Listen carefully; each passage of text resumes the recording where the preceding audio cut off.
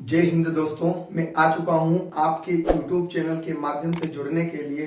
जो आप लोगों को क्लास पहले हमने बताई थी महात्मा गांधी का इतिहास, तो उस इतिहास में जो महात्मा गांधी के विदेश में उन्होंने आंदोलन किए थे वो आप तक पहुंचाए थे, पूरी शिद्दत से बताया था, व्याख्या करके दिखाया था। उसी के साथ आपको जो महात्मा गांधी के आंदोलन या सत्याग्रह जो भारत में हुए हैं वो आप तक पहुंचाने की कोशिश कर रहे हैं। अगर क्लास लगे अच्छी तो आप उसमें लाइक भी कर सकते हैं और कमेंट भी कर देना, क्योंकि इससे हमारा भी हौसला बढ़ता है और आपका हौसला भी बढ़ता है। तो याद रखना कि महात्मा गांधी के जो इतिहास से जुड़े हुए तथ्य हैं, हर तथ्य को आप तक पहुंचाएंगे, ये ध्यान रखना। और ये भी अंदर से ध्यान रखना कि जो हम आपको लिखा रहे हैं, इसमें लिखाते हुए आपको जो बोल के हम समझाएंगे उस पर भी विशेष ध्यान देना, क्योंकि जरूरी है आप सुनना। क्योंकि बहुत से बच्चे इस क्लास को देखेंगे लेकिन शुरू से लास्ट तक नहीं देखते हैं, बीच में ही देख करके छोड़ देते हैं। तो आप लास्ट तक बने रहिएगा। जितने भी, हमें पता है कि छोटी क्लास रहेगी लेकिन हाँ आगे भी आएगी, तो उसमें भी मतलब टोटल भी आपके जो महात्मा गांधी से जुड़े हुए जितने भी आंदोलन है जो भारत में हैं वो आप तक पहुंचाने की कोशिश करेंगे। तो इसी के साथ बिना टाइम गवाए हुए स्टार्ट करते हैं। तो देखिए, 9 जनवरी 1915 भारत में महात्मा गांधी का जो मतलब आने का तथ्य था वो 9 जनवरी 1915 को महात्मा गांधी भारत में आ चुके थे। लेकिन 9 जनवरी को ही भारतीय प्रवासी दिवस भी मनाते हैं। तो याद रखना, भारतीय प्रवासी दिवस कौन सी डेट को मनाते हैं? 9 जनवरी 1915। तो इसी दिन महात्मा गांधी मतलब विदेश से आकर के और भारत में आकर के अपना आंदोलन स्टार्ट करने की कोशिश करेंगे। लेकिन इनके जो गुरु गोपाल कृष्ण गोखले थे, उन्होंने कहा था कि जब तुम जाना भारत में तो 1 साल तक कुछ भी इधर उधर चक्कर पकड़ मत करना, वरना हो सकता हो यहाँ गुलाम भारत था, तो इसी चक्कर में यहाँ कुछ भी हो सकता था। तो इसीलिए महात्मा गांधी को बता दिया गया था कि 1 साल तक तुम कुछ भी मत करना, एक स्टूडेंट लाइफ जीना। और उन्होंने कहा भी था महात्मा गांधी ने कि ये आप जो कह रहे हो उसका पालन भी होगा। तो 9 जनवरी 1915 को साबरमती आश्रम की स्थापना हुई थी। किसकी? साबरमती आश्रम। ये हमने पिछली क्लास में भी आप लोगों को बताया है कि साबरमती आश्रम की स्थापना हो गई थी। और यहीं पर 1916 में आपको लिखाया भी है हमने, 1916 में लखनऊ अधिवेशन।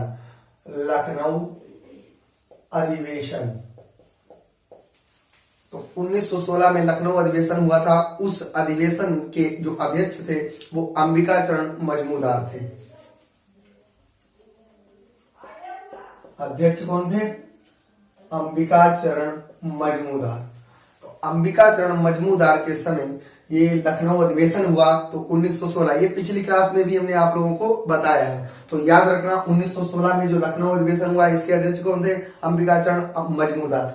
साबरमती आश्रम में पैसा देने वाले का नाम, जिनका नाम था अंबालाल साराभाई, उन्होंने पैसा दिया था, जिसके कारण साबरमती आश्रम की स्थापना हो गई थी। अब इसके आगे जो स्टार्ट होगा उसी मतलब ये लखनऊ अधिवेशन में आप ये भी बात समझ लीजिए कि इसमें एक लोग मिले थे जिनका नाम था राजा कुमार। इस लखनऊ अधिवेशन में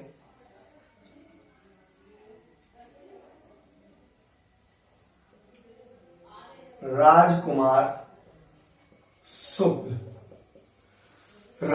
शुक्ल से इनकी भेंट हुई महात्मा गांधी की। और महात्मा गांधी की भेंट होने के बाद महात्मा गांधी ने राजकुमार शुक्ल को ही बता दिया था कि हम चंपारण में आएंगे, क्योंकि राजकुमार शुक्ल ने बताया था कि चंपारण में नील की खेती का जो बहुत तेजी से प्रोग्रेस चल रही है और जिसके कारण बहुत से किसानों के ऊपर अच्छा खासा टैक्स लगा करके अंग्रेजी सरकार उनके ऊपर से मतलब जो भी टैक्स खींच रही है और प्रताड़ित भी कर रही है। तो इसी चक्कर में राजकुमार शुक्ल से कहा कि हम आपके चंपारण में आएंगे। तो अब स्टार्ट होगा पहला आंदोलन, भारत का पहला आंदोलन, महात्मा गांधी का भारत का पहला आंदोलन कब हुआ था? 1917। डेट याद रखना। देखो, ये तिथियां तो याद रखोगे ही, लेकिन माइनली चीजें जो बीच में हम समझाएंगे उन पर भी बहुत ध्यान देना। तो ये कब हुआ था? 1917 में। कहा हुआ था? चंपारण में। लेकिन याद रखना कि राजकुमार शुक्ल से कहकर के आए थे महात्मा गांधी की हम आपसे चंपारण में मिलेंगे। लेकिन चंपारण में जब गए थे तो दो लोगों को साथ में लेकर के गए थे। वो लोग कौन कौन थे चंपारण में जो महात्मा गांधी के साथ में गए थे, उनका नाम याद रखना क्योंकि कभी कभी एग्जाम में पूछ देता है। तो एक तो थे राजेंद्र प्रसाद और एन के सिंह। तो राजेंद्र प्रसाद और एन के सिंह के साथ में महात्मा गांधी ने इंटरफेयर किया चंपारण में 1917 में। लेकिन दिक्कत पता क्या थी, चंपारण के अंदर 20 कट्टे के ऊपर 3 कट्टे नील की खेती बुवाते थे ये लोग जो अंग्रेज थे। तो अंग्रेजों ने नील की खेती कराते वक्त वो लोग मतलब नील की खेती कराने से जो अपनी जमीन है या धरती है वो बंजर हो जाती है। तो याद रखना दोस्तों 1917 में चंपारण आंदोलन हुआ, उसमें कौन कौन गया था, राजेंद्र प्रसाद और एन के सिंह। ये नाम याद रखना और डेट याद रखना। तो चंपारण के अंदर ही महात्मा गांधी ने नील की खेती पर रोक लगाया था। लेकिन उसमें हुआ क्या था, 20 कट्टे पर 3 कट्टे नील की खेती कराते थे अंग्रेज। नील की खेती इसलिए कराते थे कि नील पहले चलता था या पेंट वगैरह में या टी शर्ट में लगा देते थे जिससे टी शर्ट बहुत सही हो जाता था। तो वही नील था। तो नील की खेती होने से हमारी धरती क्या हो जाती थी, बंजर। और उधर ये मतलब धीरे धीरे क्या सिचुएशन हुआ कि एक आर्टिफिशियल से जो नील थी वो उसका निर्माण हो गया था जर्मनी के अंदर। जर्मनी के अंदर सिंथेटिक नील का निर्माण हो गया जिसके कारण वहां भारत का नील व्यापार समाप्त हो गया था। लेकिन जो नील की खेती पर टैक्स लगता था वो टैक्स अंग्रेजों ने नहीं हटाया।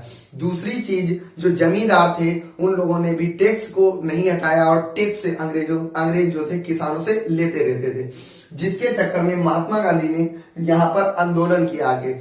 लेकिन दिक्कत यहाँ पर सबसे बड़ी ये थी कि जो 20 कट्टे के ऊपर 3 कट्टे नील होती थी वो तो अब होना बंद हो गई थी क्योंकि व्यापार ही बंद हो गया था, क्योंकि जर्मनी में जो सिंथेटिक नील का निर्माण हो चुका था। इसी चक्कर में उस व्यापार को ठप कर दिया गया। लेकिन ये लोग जो जमींदार थे ये लोग टैक्स वसूलना नहीं छोड़े थे और टैक्स वसूलना नहीं छोड़े थे जिस कारण कभी कभी जो किसान होते थे वो लोग टैक्स नहीं भर पाते थे तो ये अंग्रेज कुर्ग कर देते थे। कुर्ग का मतलब होता है कि घर से जितना सामान है सब ले चले जाते थे, सिर्फ दरवाजे ही छोड़ते थे, जिसके चक्कर में किसान बहुत प्रताड़ित थे। अब यहाँ से महात्मा गांधी को भेजा गया और महात्मा गांधी ने जाकर के आंदोलन कर दिया जिसे कहते हैं चंपारण आंदोलन। चंपारण आंदोलन का तिथि याद रखना 1917। चंपारण आंदोलन किया और वहां जाकर के महात्मा गांधी ने सीधे मतलब आंदोलन जब किया तो धारा 144 पहले अंग्रेजों के हिसाब से ही चलती आई है। आज भी हमारे यहाँ धारा 144 चलती है जब लोग खड़े नहीं हो सकते, 4 लोग 5 लोग नहीं ग्रुप बना करके नहीं खड़े हो सकते।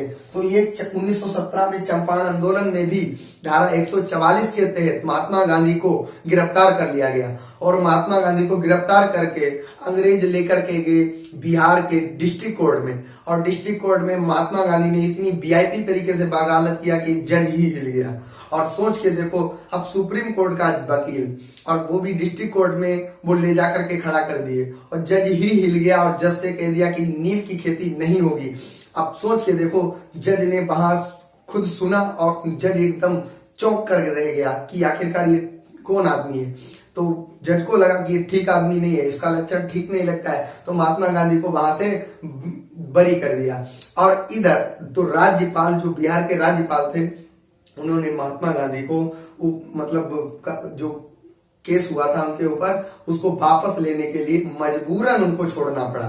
तो जब महात्मा गांधी चंपारण आंदोलन के बाद जब वापस आए तो ये सब जितना भी महात्मा गांधी के पीछे घूम रहा था, जितना भी मतलब किसान था, सब कहने लगा बिल्कुल फरिश्ता आया है। क्योंकि एक चीज होती है कि कोई भी व्यक्ति जब बहुत निर्दयी तरीके से पीटा जाता है तो वहां पर कोई बहुत अच्छा व्यक्ति आ जाता है और वो उस सिचुएशन को सही कर लेता है तो उसे ही भगवान ही मान लिया जाता है। तो यहाँ पर महात्मा गांधी क्या बन गए थे, एक किस्म से किसानों के बहुत ही अच्छे फरिश्ते बन गए थे। और सबका सब किसान सोच रहा था कि इतने दिनों से हम पिटा रहे हैं, अंग्रेज हमको पीट के चले जाते हैं और आज यही पीट दिए, तो इसका मतलब ये बहुत वीआईपी आदमी है। अच्छा, अंदर से भी टैलेंटेड भी थे महात्मा गांधी।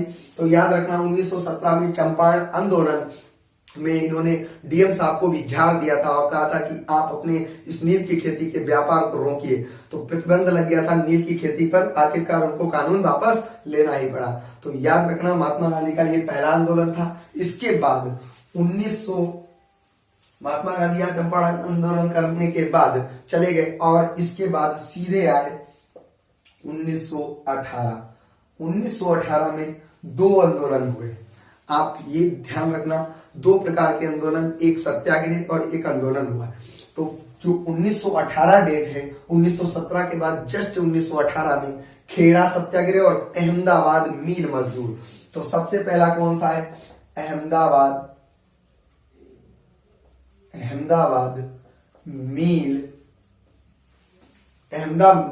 मील जो आंदोलन था, ये किसके ऊपर हुआ? इस चीज को बहुत मतलब दिमाग से समझना कि आखिरकार ये अहमदाबाद मिल हुआ क्यों, आखिरकार क्या रीजन था।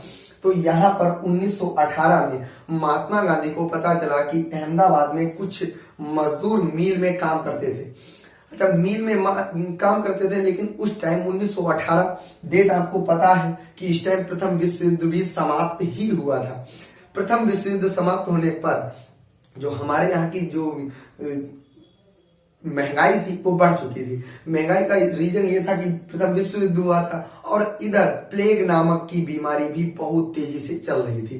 प्लेग नामक बीमारी चलने के कारण भारत त्रस्त हो चुका था।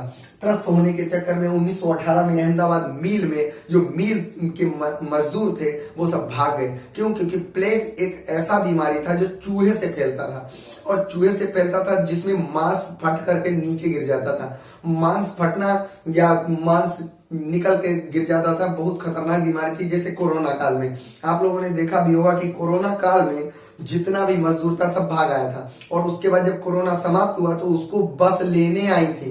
जो मिल के मतलब जो फैक्ट्री के मालिक होते थे उन लोगों ने बसों को भेजा और उन मजदूरों को लेने आई थी। सेम कंडीशन यहाँ पर भी था कि अहमदाबाद मिल में मजदूरी की कमी पड़ गई, क्योंकि प्लेग नामक बीमारी के चक्कर में जितने भी मजदूर थे वो कहाँ भाग गए कि अपने अपने घर चले गए। लेकिन रीजन ये होता है कि जब एक मजदूर जो होता है वो 2-3 महीने का बैकअप रखता है पैसे का, और बैकअप रखने के साथ साथ उसके पास इतना पैसा नहीं रहता है, तो 2-3 महीने में फिर से वापस आना पड़ता है। तो दिक्कत ये हुआ कि 1918 में अहमदाबाद मिल के अंदर जितने भी मजदूर थे सब खाली हो गए और सब अपने अपने घर चले गए। तो फैक्ट्री के मालिक, जो अहमदाबाद के मिल के मालिक जो थे, उन्होंने कहा कि 50% बोनस और प्लस सैलरी हम देंगे और जितने भी मजदूर हैं हमारे यहाँ आए। तो इस चीज को याद भी रखना कि जो मजदूर थे उनको कितने परसेंट बताया था? 50% मजदूरों को देने के लिए और प्लस सैलरी भी देने के लिए कहा था। तो ये मिल अहमदाबाद कहाँ है? गुजरात में।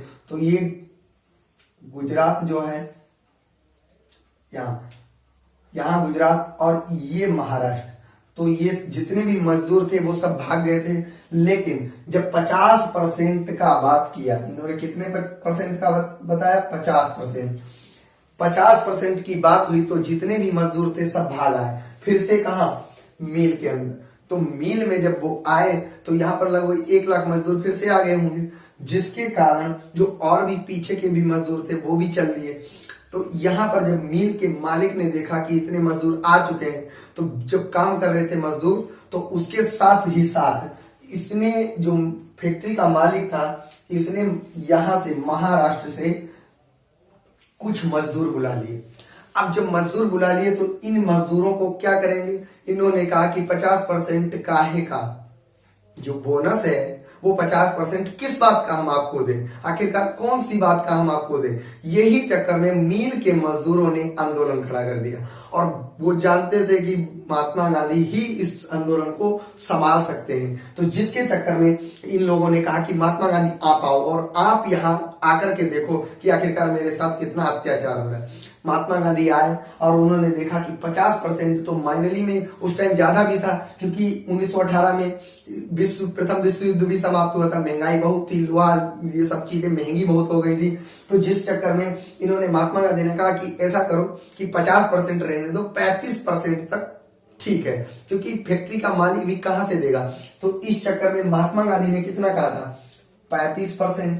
अब दिक्कत ये थी कि 35% पर किसान जो थे जो मजदूर थे वो तो मान गए थे। उन्होंने कहा ठीक है 35% अगर हमको मिल जाएगा तो हमें कोई दिक्कत नहीं है, हमको 35% पर भी काम चला लेंगे। अब यहाँ पर महात्मा गांधी ने जब महात्मा गांधी को देखा कि इनके साथ बहुत मजदूर हैं, तो फैक्ट्री के मालिक ने कहा कि हम 35% तो नहीं लेकिन 20% इन किसान मतलब मजदूरों को पेमेंट दे सकते हैं, बोनस दे सकते हैं, बोनस के रूप में 20% मान गया।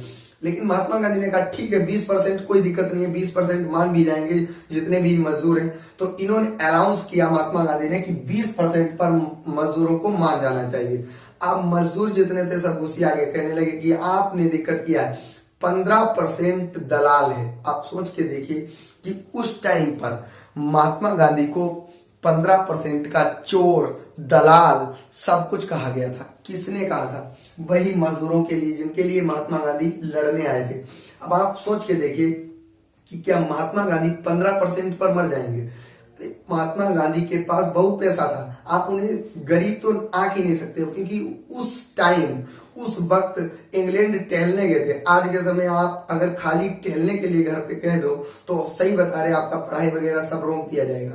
तो सोच के देखिए कि महात्मा गांधी उस टाइम इंग्लैंड पढ़ने गए थे तो वो 15% पर कैसे दलाल बन गए। लेकिन मजदूरों ने उनको क्या कहा था? गालियां दी थी, और गालियां देने के साथ साथ कहा था कि ये दलाल है, अंग्रेजों से पढ़ाई सीख के आया था, अंग्रेजों की ही तरह काम करता है। लेकिन महात्मा गांधी को ये सब सुनने के बाद भी महात्मा गांधी अनशन पर बैठ गए और उन्होंने छेड़ दिया रस्किन के बताए हुए तरीके को, भूख हड़ताल, भूख हड़ताल।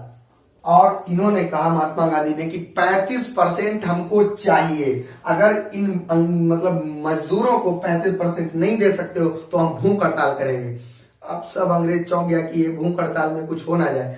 इधर क्या हुआ कि जो महाराष्ट्र से मजदूर आए थे उन्होंने देखा कि ये भूख हड़ताल हो रहा है, कोई निपट उपट गया तो हमारी सबसे बड़ी दिक्कत आ जाएगी, और सब निकल लिया। इन्होंने कहा कि हम नए चक्कर में पड़ने वाले। एक तो उस टाइम महात्मा गांधी इतना फेमस थे नहीं, और वो सोच रहे थे जो यहाँ मजदूर आए थे महाराष्ट्र वाले, वो सोच रहे थे ये पता नहीं बुढ़ऊ को कहां से पकड़ लाए, एक तो ये कहीं इसको कुछ हो गया तो दिक्कत में हम लोग आ जाएंगे। इस चक्कर में वो सब महाराष्ट्र वाले जो थे वो मजदूर भाग गए।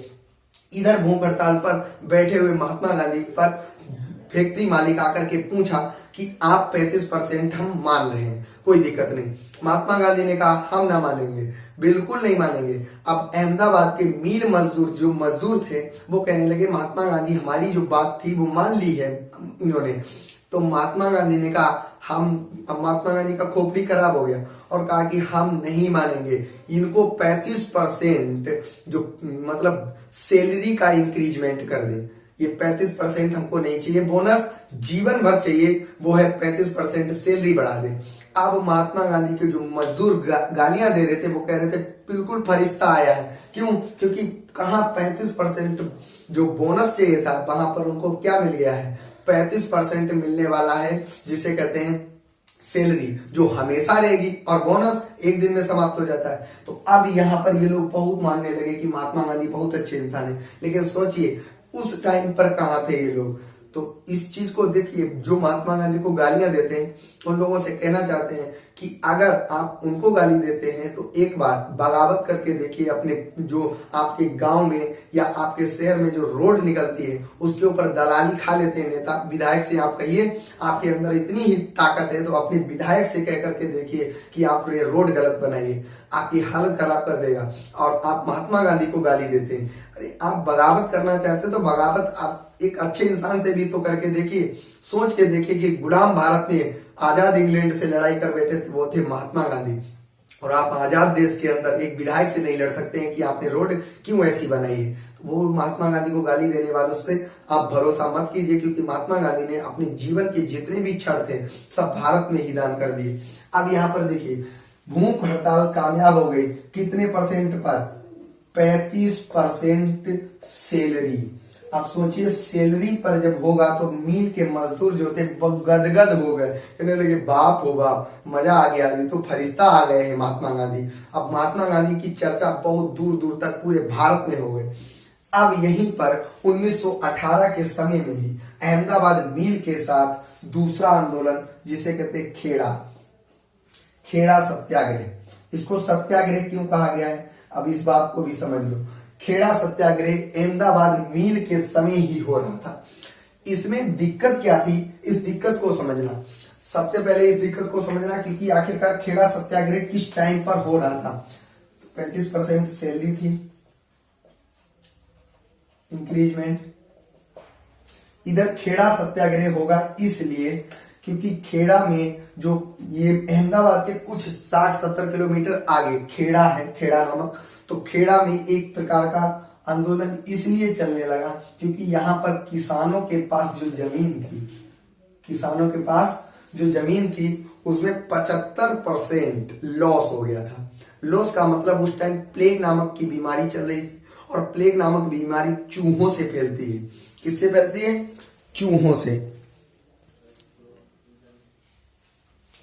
तो प्लेग नामक बीमारी किससे फैलती है? चूहों से। अच्छा, किसानों की दिक्कत यही थी कि 75% जो इनकी फसल थी वो नष्ट हो गई थी। आखिरकार क्यों नष्ट हुई थी? क्योंकि चूहे खेत में घुसते हैं और चूहे खेत में गेहूं वगैरह सब खा लेते हैं और उनसे ही फैलती थी जो मतलब बीमारी, प्लेग नामक की बीमारी। तो अंग्रेज क्या करते थे, पूरा पूरा खेत जला देते थे, जिस चक्कर में किसानों की 75% फसल बर्बाद हो चुकी थी। किसानों का रूल को समझना, वो अंग्रेजों के रूल को समझना। उस टाइम अंग्रेज का रूल था कि 50% अगर आपकी फसल बर्बाद हुई है तो आप पर कोई भी टैक्स नहीं लगेगा। अच्छा रूल था, कोई दिक्कत नहीं थी। तो आप यहाँ पर तो 75% का लॉसिंग हुआ है, तो यहाँ पर कितना होना चाहिए, मतलब जो टैक्स है वो कितना होना चाहिए? 0। लेकिन इन गधों ने 23% चार्ज लगाया, टैक्स लगा दिया। अब सोच के देखिए, 75% फसल बर्बाद हुआ है, मतलब कि 25% इनके पास फसल बाकी होगी। तो किसान डरे हुए थे, अंग्रेजों से भी डरे हुए थे। अंग्रेजों से डरते थे इसलिए क्योंकि वो लोग कुर्ग करा देते थे, घर बर्बाद कर देते थे और मारते भी बहुत थे क्योंकि दिक्कत बहुत खराब थी। इस चक्कर में 25%, अब किसान कह रहा था कि 25% हम अंग्रेजों को दे देंगे। हम 2 दिन 3 दिन 3 टाइम खाना खाते हैं, 1 टाइम खाना खा लेंगे, महीने भर और नहीं खाएंगे, अगली फसल में पूरा कर लेंगे। लेकिन महात्मा गांधी को ये बात पता चल गई कि खेड़ा में कुछ तो गड़बड़ है। तो महात्मा गांधी तो बिजी थे अहमदाबाद मील में। तो महात्मा गांधी ने 2 लोगों को भेजा। कौन 2 लोग थे? एक तो अनुसुईया बेन साराभाई। अनुसुईया बेन साराभाई से कुछ याद आया? अंबालाल साराभाई की ये बहन थी जिन्होंने साबरमती आश्रम में पैसे दिए थे। अब अनुसुईया साराभाई और सरदार पटेल इन लोगों से कहा महात्मा गांधी ने कि आप जाओ और इन किसानों का कुछ ढांढस बंधाओ जिससे कि ये अंग्रेजों से डरे नहीं, उनसे बगावत करें। अरे ये सब क्या करेंगे, ये सब सिर्फ डराते थे। लेकिन इन लोगों ने जाकर के महात्मा गांधी का बात माना भी और जाकर के किसानों से कहा कि आप डरो मत, हम आपके साथ में। लेकिन किसान नहीं माने, वो डर रहे थे इस चक्कर में कि ये अंग्रेज कुछ भी कर सकते हैं। तो इधर अहमदाबाद मील में क्या कर रहे थे, महात्मा गांधी ने जल्दी बल्दी अपना जितना भी काम था सब समेटा, अपनी धोती उठाई और चल दिए किधर, और इसी किसान आंदोलन में। खेड़ा सत्याग्रह में जब महात्मा गांधी आए थे, आकर के उन्होंने सीधे यही कहा कि कोई भी टैक्स नहीं देगा, कोई टैक्स नहीं देगा, और जो सक्षम है वही टैक्स देगा, जिसके पास कुछ रह ही नहीं गया वो नहीं देगा टैक्स। अब यहाँ पर दिक्कत ये थी, आपने गांव या अपने शहर में आपने एक दिक्कत भी देखी होगी कि कॉलोनी या कुछ भी कॉलोनी का पैसा आता है 1.5 लाख या 2.5 लाख। अब सोच के देखिए, जिसको जरूरी है उसको तो मिलना ही चाहिए, लेकिन जिसको नहीं जरूरी है वो भी कहता है हमको चाहिए, और अगर नहीं देता है तो वो सभासद या उसका वोट बर्बाद होने लगता है। तो यहाँ पर दिक्कत यही थी कि जो किसान, मतलब जिन किसानों का जमीन में फसल 75 नहीं 100% पूरी बकाया थी, मतलब पूरी अच्छे से फसल काट लिए थे, वो भी लोग कह रहे थे कि हमारा भी टैक्स नहीं पड़ना चाहिए। अब आप एक बात बताइए, क्या महात्मा गांधी ने गलत कहा था? अरे वो उन्होंने ये कहा था कि जो सक्षम है, जिसकी फसल कट गई है और उसके पास पैसे आ चुके हैं, वो लोग टैक्स दे दें, और जिनके फसल कटी ही नहीं है 25% उसके पास बकाया ही बचा है तो वो लोग टैक्स ना दें, तो इसमें क्या दिक्कत होगी। लेकिन मजबूरी है क्योंकि ये यहाँ ज्यादातर दलाल लोग बीच में खाने के लिए आ जाते हैं, ये भारत की एक पुरानी रीति है। अब यहाँ पर दिक्कत क्या हुआ कि महात्मा गांधी ने सबके विरोध में आ गए। कौन कौन लोग? वो लोग सब अमीर लोग थे जिन लोगों ने महात्मा गांधी को गालियां तक दी थी कि आप गलत हो, आपने मेरा पैसा, हमारे टैक्स क्यों नहीं माफ कराया। अब आप सोच के देखिए कि किसानों का उनका टैक्स ना देने जरूरी था या उनको भी देना जरूरी था। अरे आप इस चीज को समझिए कि महात्मा गांधी ने जब खेड़ा सत्याग्रह में घुसे थे, अब ये तो जीत लिया इन्होंने आंदोलन, खेड़ा सत्याग्रह जीत लिया और पूरी तरीके से अपना झंडा गाड़ दिया। लेकिन दिक्कत क्या थी, जब महात्मा गांधी गए थे खेड़ा में तब इनको बहुत से लोग लेने आए थे, लेकिन जब महात्मा गांधी ने खेड़ा सत्याग्रह में अपना आंदोलन जीत लिया या सत्याग्रह पूरा कर लिया और किसानों को उनकी जो मतलब परसेंटेज थी या टैक्स था, टैक्स माफ भी करा दिया, जब वो वापस आ रहे थे उनको छोड़ने भी, एक भी लोग छोड़ने भी नहीं आया था। तो सोच के देखिए, वही महात्मा गांधी ने, और महात्मा गांधी को पता भी था कि ये सब अंग्रेज से डरे हुए इसीलिए नहीं छोड़ने आए, लेकिन कुछ जो मतलब किसान थे जिनका टैक्स नहीं माफ कराए थे उन लोगों ने उनको छोड़ने भी नहीं आए। तो ये सब सहा है महात्मा गांधी ने। आप लोग कहने को, गाली देने को तो दे सकते हैं, आपको छूट है, स्वतंत्रता है, लेकिन आप किसी भी व्यक्ति के परिचय को पहले पूरी तरीके से भांप लीजिए, तभी उसके ऊपर उंगली उठाइए, क्योंकि आधा सच बहुत तकलीफ देता है, आधा झूठ बहुत तकलीफ देता है। अगर आपको पूरी तरीके से पूरी बात ना पता हो और आप गाली देने लगते हो। और आप लोगों ने एक दिक्कत भी देखी होगी कि इतिहास में गलत या महात्मा गांधी को गलत भी कहने वाला वही होता है जो इंटर पास होता है, क्योंकि उसे पता होता है कि माइनली में जो भी चीज कहेंगे वही सच है, क्योंकि उसने आधा तो पढ़ा है, आधा पढ़ा ही नहीं। तो आप भी पूरी क्लास अगर देखें तो महात्मा गांधी की इस चीज को समझेंगे। आज इतना ही रखेंगे। आप लोगों को 1918, 1917, 1918 में 2 आंदोलन बताए, इन चीजों को ध्यान रखना और आप मेरे साथ जुड़े भी रहना और नए नए दोस्तों तक भी इस क्लास को ट्रांसफर करिए, जिससे कि वो लोग भी देखें। और अगर आपको इस क्लास में कुछ भी अच्छा लगा है तो एक लाइक जरूर करना और एक कमेंट भी करना और कोशिश करना कि सब्सक्राइब भी कर लें, जिससे कि आने वाली आगे की क्लास जो आंदोलन से जुड़ी होगी वो महात्मा गांधी की ही होगी। आप तक हम पूरी तरीके से और पूरी शिद्दत से पहुंचाएंगे, बस आपके अंदर हौसला का होना जरूरी है। न थके हैं पैर अभी, ना ही हिम्मत हारी है, और देखे हैं कई दौर पर आज भी सफर जारी है। तो सफर को जारी रखना और बने रहना मेरे साथ, पूरी ताकत और पूरी शिद्दत के साथ आप लोगों के बीच में जो भी हम पढ़ाएंगे पूरी जुनून के साथ पढ़ाएंगे। अगर आपको क्लास अच्छी लगे तो लाइक, कमेंट, शेयर करना ना भूलना। जय हिंद, जय भारत।